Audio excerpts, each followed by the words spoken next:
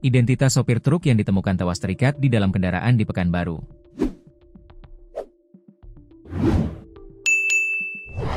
Heri Supriyadi, 54, sopir truk asal Jakarta Utara, ditemukan tewas dalam kondisi terikat di dalam kendaraannya di Kelurahan Bandaraya, Kecamatan Payung Sekaki, Kota Pekanbaru, Minggu, 3 Mei 2026, sekitar pukul 14 waktu Indonesia Barat.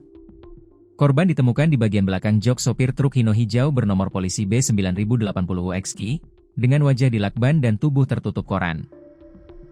Penemuan jenazah bermula dari kecurigaan pengurus kendaraan, Willy Tikaso, yang memantau pergerakan truk melalui GPS. Saat kendaraan terdeteksi berhenti cukup lama di satu titik, ia kemudian meminta pendampingan aparat kepolisian untuk melakukan pengecekan langsung ke lokasi. Setibanya di tempat kejadian perkara, petugas mendapati korban sudah dalam keadaan tidak bernyawa dengan kondisi tubuh terikat. Polisi segera melakukan olah TKP dan mengumpulkan keterangan dari sejumlah saksi, termasuk pekerja bengkel serta warga sekitar yang berada di lokasi.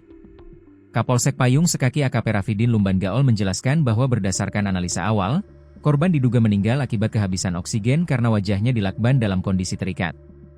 Meski begitu, pihak kepolisian masih menunggu hasil pemeriksaan lebih lanjut untuk memastikan penyebab pasti kematian.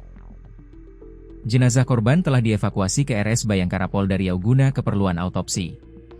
Polisi juga terus mendalami kasus ini dengan menelusuri berbagai kemungkinan serta mengumpulkan bukti tambahan untuk mengungkap pelaku di balik kejadian tersebut.